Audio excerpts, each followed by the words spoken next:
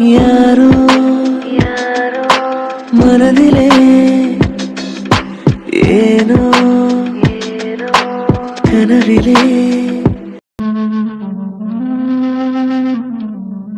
ஒரு ரூம்னு சொன்னதும் பயந்தே போயிட்டேன். நல்ல வேலை, 2 பெட் இருக்கு.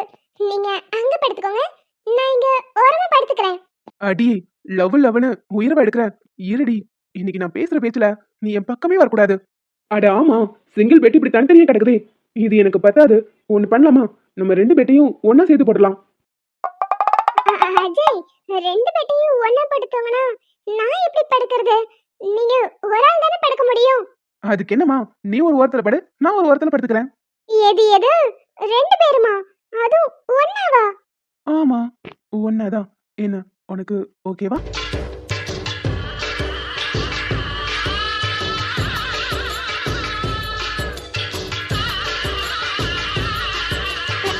அஜய், இப்போ எதுக்கு கிட்ட வரீங்க? சார்ஜ் போட வந்தேன். ஏன், ஏதாவது ப்ராப்ளமா? எனக்கு எந்த ப்ராப்ளமும் இல்ல. சரி, நான் ட்ரெஸ் சேஞ்ச் பண்ணிட்டு வந்து தூங்குறேன். ஏன், அதுக்குள்ளேயும் தூக்கம் வருதா என்ன? நேத்து நைட் ஃபுல்லா நான் முழிச்சிட்டு தான் இருந்தேன். கார்லயும் கொஞ்ச நேரம் தானே தூங்கினேன். அதான் எனக்கு தூக்கம் வருது. ஆனா எனக்கு தூக்கம் வரலையே. அதுக்கு என்ன பண்றது? என்ன வேணாலும் பண்ணலாம். என்ன, நீங்க நினைக்கிற மாதிரியான பொண்ணுலாம் நான் இல்ல. எனக்கு கராத்தே கும்ஃபுலா தெரியும். அப்படியா? சரி, நைட்டு முழுக்க எனக்கும் கத்து கொடு. இன்னைக்கு இந்த சாரில நீ ரொம்ப அழகா இருக்க. ஐயோ, நீ இப்படிலாம் பேசக்கூடிய ஆளே இல்லையே. நீ என்ன இப்படிலாம் பேசுற? அது என்னமோ தெரியல, நம்ம 2 பேர் மட்டும் இந்த ரூம்ல இருக்கும்போது தானா வருது. பாரு, நான் மறுபடியும் சொல்லிட்டேன். பக்கத்துல ஏதாவது வர ட்ரை பண்ண. எனக்கு கும்ஃபு கராத்தேலாம் தெரியும். அப்புறம் அடிச்சிருவேன். ஓ, பக்கத்துல வந்தாலே அடிப்பியா? நீ தான் என்ன லவ் பண்றியே, அப்ப இதுல என்ன தப்பு இருக்கு?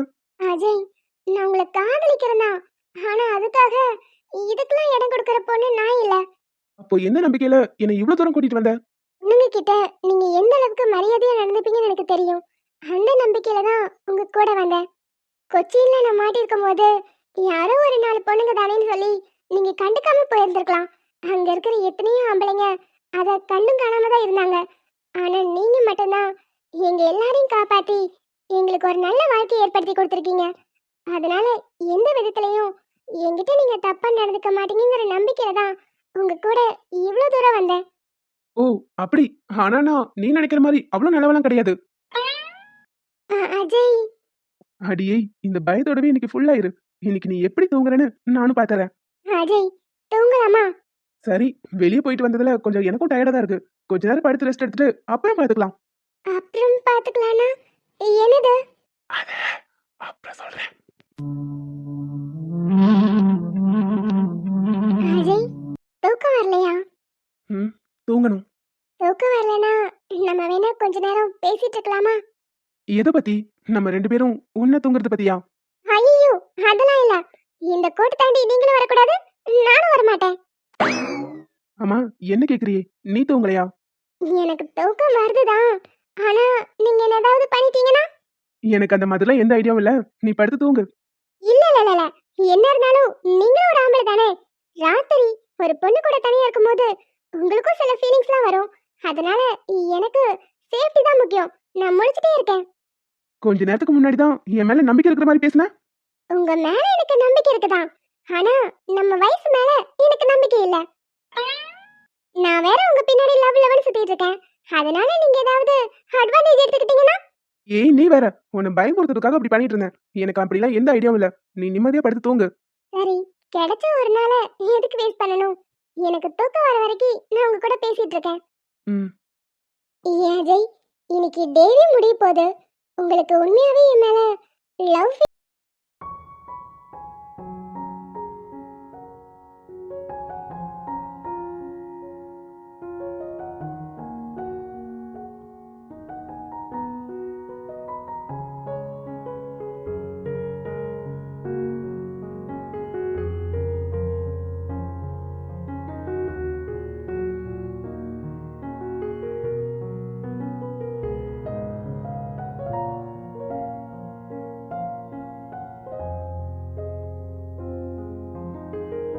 உன் மேல ஃபீலிங்ஸ் இருக்கா, லவ் இருக்கான்னு கேட்டா அதுக்கு உண்மையாவே எனக்கு பதில் சொல்ல தெரியல. எனக்குள்ள ஏதோ ஒரு ஃபீலிங் இருக்கு. ஆனா அது காதல் தானான்னு எனக்கே தெரியல. நீ கொடுத்த 30 நாள் இன்னும் 2 மணி நேரத்துல முடிய போகுது. அதுக்குள்ள நான் பதில் பாசிட்டிவா சொல்வேன்னு உனக்கு நம்பிக்கை இருக்கா? நீங்க சொல்லுவீங்களான்னு தெரியல, ஆனா சொன்னா நல்லா இருக்கும். ஒருவேளை நான் எஸ் சொல்லிட்டா நீ என்ன பண்ணுவ? என்ன பண்ணுவேனா? எனக்கு கால் தரையிலே நிக்காது, வானத்துல இறக்க கட்டி பறக்கிற மாதிரி அவ்வளவு சந்தோஷமா இருக்கும். நீங்க லவ் சொன்னதும் உங்களை நான் சீக்கிரமா கல்யாணம் பண்ணிக்கணும், குழந்தை குட்டியெல்லாம் பெற்றுக்கணும் அப்படின்னு நிறைய கனவு இருக்கு. இப்போதைக்கு இந்த உலகத்துல எனக்குன்னு யாரும் இல்ல. நான் வேணும்னு ஆசைப்படுற உறவு நீங்க மட்டும்தான்.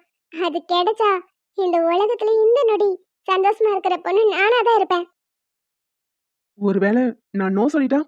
நீங்க நோ சொல்லிட்டா உங்களை எந்த தொந்தரவும் பண்ண மாட்டேன், அப்படியே விலகி போயிடுவேன். ஏன் அஜய், நீங்க எஸ் சொல்ல போறீங்களா இல்ல நோ சொல்ல போறீங்களா?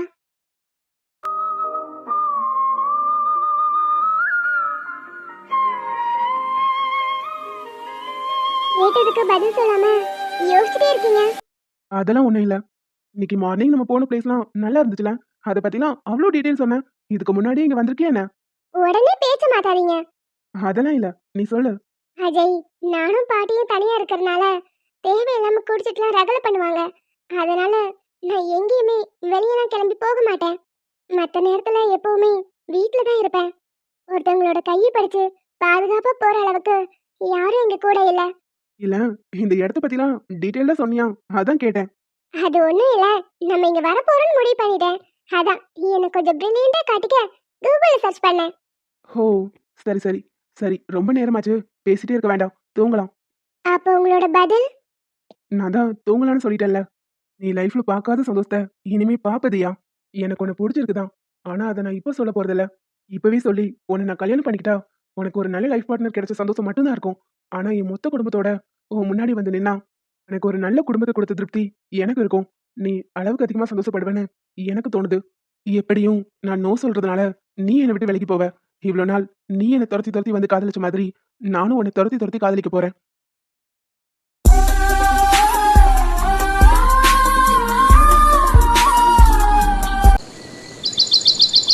Hello Yuvan. Hello sir. First 15 days training. அதுக்கப்புறம் உங்களோட பெர்ஃபார்மன்ஸ் எப்படி இருக்குன்னு பார்த்துட்டு உங்களை பர்மனெண்ட் ஆக்கலாமான்னு நான் முடிவு பண்ணுறேன். Okay sir, thank you. Okay, welcome to our office. நீங்கள் போய் உங்கள் ஒர்க்கை பார்க்கலாம். உங்களை ட்ரெயின் பண்ணுறதுக்கு எங்கள் ட்ரெயினர் வருவாங்க. Okay sir, thank you so much. உங்கள் பிரதர் கிருஷ்ணா ஒரு பெரிய காலேஜோட சேர்மனாக இருக்கலாம். ஆனால் அதுக்காக உங்களை நாங்கள் இங்கே பர்மனெண்ட்டாக வைக்க முடியாது. உங்களோட பெர்ஃபார்மன்ஸ் நல்லா இருக்கணும். Okay sir, I give my best. சரி, நீங்கள் போய் உங்கள் ஒர்க்கை பாருங்க. நான் உங்களை அப்புறமா வந்து பார்க்குறேன். கிறுக்கி, காலங்கத்திலே கூட்டி வச்சு எதுக்கு ஏன் உசுர வாங்கிட்டு இருக்க? ஹேய், என் அவருக்காக நான் ரவா கேசரி பண்ணிருக்கேன்டி. அத ஒரு வாய் டேஸ்ட் பண்ணி பாரு. ஏண்டி, நான் உயிரோட இருக்கிறது பிடிக்கலன்னு சொல்லிரு. நானே கிணத்துல விழுந்து செத்துறேன். அதுக்காக இந்த விஷ பரிச்சையில எல்லாம் எனக்கு கலந்துக்க சொல்லாத.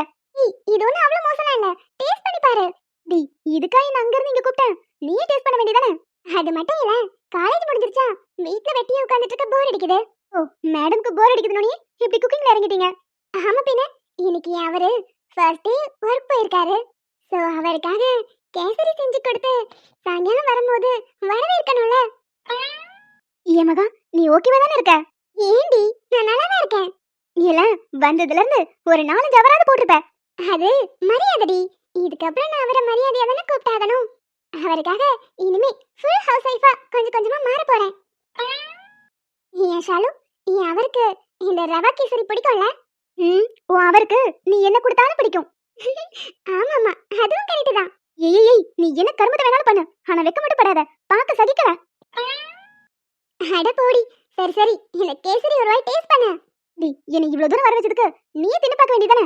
அது ஒண்ணு இல்லடி, நானே செய்யறனால எனக்கு அது என்னமோ பிடிக்க மாட்டேங்குது. அதான் ஒண்ணு கூப்பிட்டேன். அப்புறம் அது மட்டும் இல்ல, நீ அடுத்து என்ன பண்ண போற? என்ன பண்ண போறேன்னா, நேரா வீட்டுக்கு போய் நல்ல குரட்டை விட்டு தூங்க போறேன். நீ மெண்டல் கிறுக்கி, அத சொல்லல. படிப்பு முடிஞ்சிருச்சுல, அடுத்து என்ன பண்ண போறேன்னு கேட்டேன். ஓ, அத கேக்குறியா? ஆல்ரெடி ஒரு இன்டர்வியூ அட்டெண்ட் பண்ணேன், ஆனா புட்டுக்குச்சு. இதுக்கப்புறம் ஏதாவது ஒர்க் தேடணும். ஆமா, என்ன கேக்குறல்ல, நீ என்ன பண்ண போற? நான் தான் சொன்னேனே. என்ன சொன்ன? அதான்டி, அவருக்காக ஃபுல் ஹவுஸ் ஒய்ஃபா மாற போறேன். மகா, உனக்கு முத்திருச்சுன்னு நினைக்கிறேன். சரி, அதெல்லாம் விடு. நான் இப்ப ஃபோன் பண்ணா அவர் எடுப்பாரா? ஏய், அது ஏன்டி என்கிட்ட கேக்குற? ஃபோன் பண்ணி பார்க்க வேண்டியதானே? இல்ல, ஒருவேளை பிஸியா இருந்தாருன்னா டென்ஷன் ஆயிடக்கூடாதுல. இப்பவே கண்ணை கெட்டுதே. அடி நான் கிளம்புறேன். ஏய் இருடி இருடி, நீ வந்த வேலையை முடிக்காம போற பாரு. இந்த கேசரி ஒரு வாய் டேஸ்ட் பண்ணிட்டு போ. அம்மா தாய், உனக்கு டெஸ்ட் பண்ணனா வெளிய இருக்கிற பூனை இருக்குல, அதுக்கு ஒரு வாய் வை. ஒருவேளை உயிரோட இருந்துச்சுன்னா அதுக்கப்புறம் இவனுக்கு கொடு, இல்லனா குழி தோண்டி நீயே போட்டு புதைச்சிரு. அட போடி, உன்னை போய் உயிர் ஃப்ரெண்ட்னு சொல்லி கூப்பிட்டு பாரு, என்ன சொல்லணும்? ஏடி உயிர் ஃப்ரெண்டுங்கிறதுக்காக என் உயிரையேவா கேப்ப? ஏய் ஃப்ரெண்டுக்காக இத கூட பண்ண மாட்டேங்கிற, நீ என்ன கிளம்பு. அட கேசரி மகா பாப்பா, இவ்வளவு நேரம் கிடந்து இந்த கேசரி தான் செஞ்சியா? பாட்டி கிட்ட கேட்டா நானே செஞ்சு கொடுத்துருப்பேன். அது ஒண்ணு இல்ல பாட்டி, என் கையால நானே செய்யணும்னு நினைச்சேன். நீங்க ஒரு வாய் டேஸ்ட் பண்ணி பாருங்க. அடி நீ கொலைகேஸ்ல உள்ள போயிடுவடி. அட கேசரி அருமையா இருக்கே. எனது அருமையா இருக்கா? அட ஆமா ஷாலு பாப்பா, கேசரி ரொம்ப அருமையா இருக்கு. மகமா எல்லாத்தையும் கரெக்டா போட்டு அளவா செஞ்சிருக்கீங்க, சூப்பரா இருக்கு. அப்படிலாம் இருக்க வாய்ப்பில்லையே. ஏய் அதான் பாட்டி நல்லா இருக்குன்னு சொல்லிட்டாங்களே, நீ வாய் மூடு. இப்ப வேணா நீ கிளம்பிக்கோ. ஏன் பாட்டி உண்மையாவே நல்லா இருக்கா? அட சூப்பரா இருக்குமா, வாயில வச்சதும் அப்படியே கரைஞ்சு உள்ள போகுது. ஏன் பாட்டி லேசா தலை சுத்துற மாதிரி, வாந்தி வர மாதிரி, வயித்து பெரட்டுற மாதிரிலாம் இல்லையே. அப்படிலாம் இல்ல, ரொம்ப அருமையா இருக்கு. என்கிட்ட கொடுத்தா ஒரு பிளேட் அப்படியே சாப்பிடுவேன். அதுக்கு என்ன பாட்டி, நிறைய செஞ்சு வச்சிருக்கேன், நீங்க எடுத்து சாப்பிடுங்க. இல்லடா இருக்கட்டும். அட சாப்பிடுங்க பாட்டி, வேணும்னா இன்னொரு தடவை கூட செஞ்சுக்கலாம். இல்லடாமா பரவாயில்ல இருக்கட்டும், எனக்கு வேணும்னா அப்புறம் போட்டு சாப்பிட்டுக்கிறேன். சரி நீங்க பேசிட்டு இருங்க, நான் வந்துடுறேன். பாட்டியா அவருக்காக செஞ்ச கேசரி சூப்பரா இருக்கா. எங்க ஒரு வாய் கூட டேஸ்ட் பண்ணி பாப்போம். முடியாது போடி, நீதான் அப்படியே ஓவரா பிகு பண்ணல, அதெல்லாம் தர முடியாது. ஏய் கொஞ்சோண்டு குடுறி, அங்க இருந்து இவ்வளவு தூரம் உனக்காக வந்திருக்கல, ஒருவேளை நீ சாப்பிட்டு சேர்த்துட்டீனா? ஏமா தாய் தெரியாம சொல்லிட்டேன், ஒரு வாய் கொடு. அப்படிதான் வலிக்கு. ஓ நீதான் வீட்டுக்கு வந்திருக்கியா? அதான் மகா சத்தம் வீடு முழுக்க கேக்குது. மகாமா ரூம்ல உன் போன் அடிச்சிட்டே இருக்கு, போய் என்னன்னு பாரு. பாக்குறேமா. ஏய் மகா இருடி, நானும் வரேன். மகாவோட அப்பாவாச்சே, ஊர்லயே இல்லைன்னு சொல்லிட்டு இருந்தா, ஆனா இங்க நிக்கிறாரு.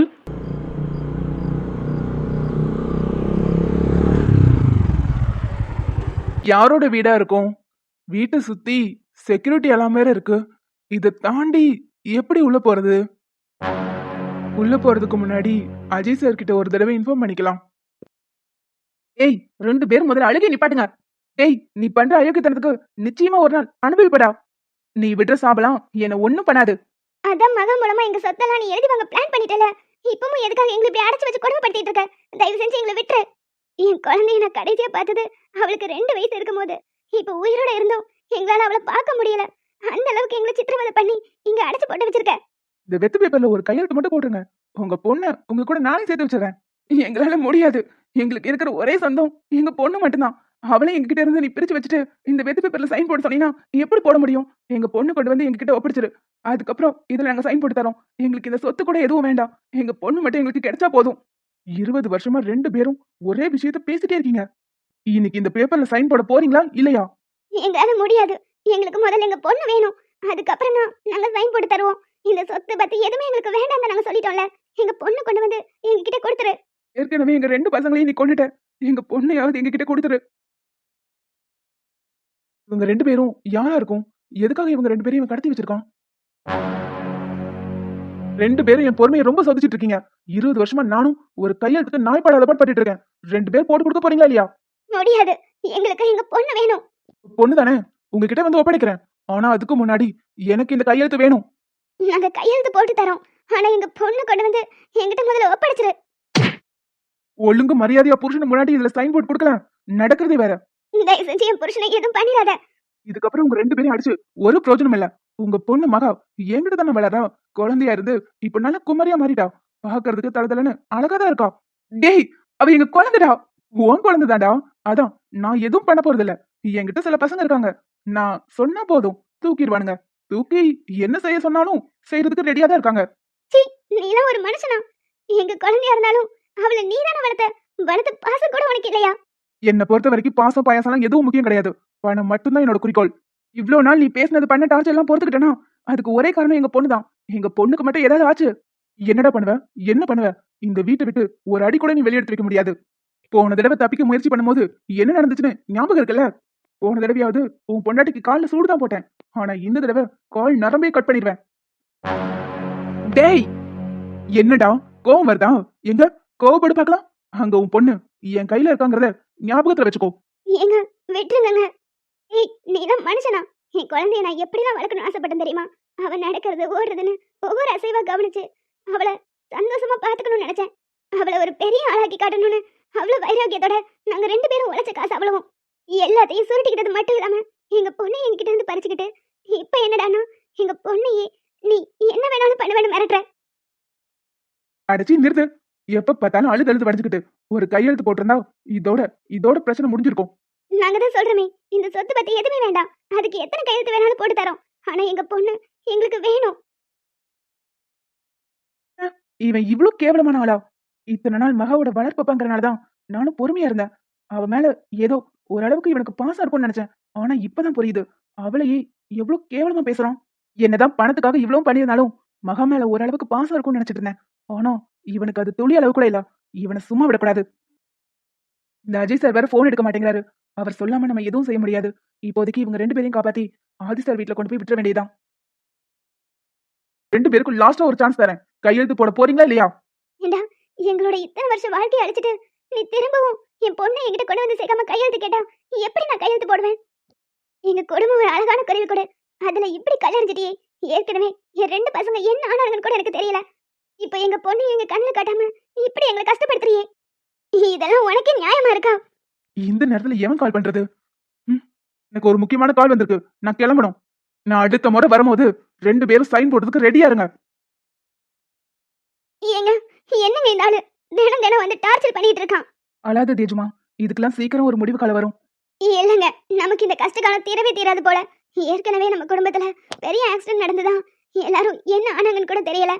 அந்த ஆக்சிடென்ட்ல இருந்து நம்ம குடும்பம் உயிர் பொழைச்சதே ரொம்ப பெரிய விஷயம்.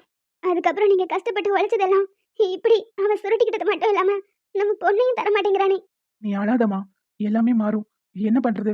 இங்க இருந்து நம்மளும் தப்பிக்க எவ்வளவோ ட்ரை பண்ணிட்டோம். ஆனா முடியலையே. நிச்சயமா நம்மளை காப்பாத்துறதுக்கு யாராவது வருவாங்க.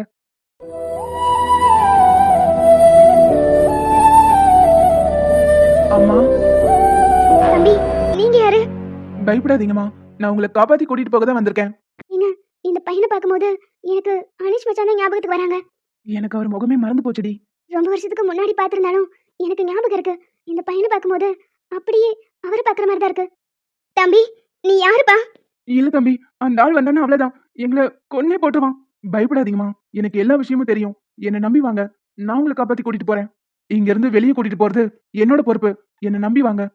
இல்லப்பா, உன் முகத்தை பார்த்ததும் ஏதோ எங்களுக்கு ஏற்கனவே பழக்கப்பட்ட முகம் மாதிரி தான் இருக்கு. உன்னை பார்த்தாலும் நம்பாமலாம் இருக்க முடியல, நம்ப தோணுது. இருந்தாலும் எங்க பொண்ணு அவங்கிட்ட மாட்டி இருக்காம்பா. நீ எப்படி உள்ள வந்த? நாங்க 2 பேரும் இங்க இருக்கோங்கிறது உனக்கு எப்படி தெரியும்? இப்போதைக்கு பேசுறதுக்குலாம் நேரம் இல்ல. போனவன் அவன் திரும்ப வந்துட்டானா நம்ம 3 பேரும் மாட்டிப்போம்.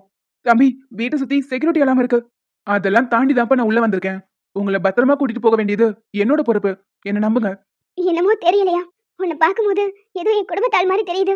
உன்னை நாங்க நம்புறோம், வா போலாம். இங்க இருந்து நாங்க தப்பிச்சா மட்டும் போதும். எங்க பொண்ணு நாங்க எப்படியாவது ஒரு முறையாவது பார்த்துடணும்னு நினைக்கிறோம். உங்க பொண்ணை நீங்க பாக்குறது மட்டும் இல்ல, இதுக்கப்புறம் உங்க பொண்ணு கூட தான் நீங்க இருக்க போறீங்க. என்ன நம்பி வாங்கம்மா.